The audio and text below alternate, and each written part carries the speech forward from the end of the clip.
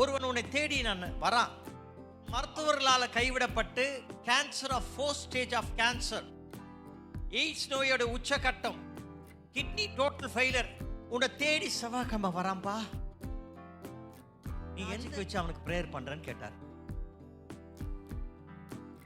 லாஜிக்கை பேஸ் பண்ணி ஓடுகிற இந்த உலகம் அவனை கைவிட்டுடுச்சுப்பா.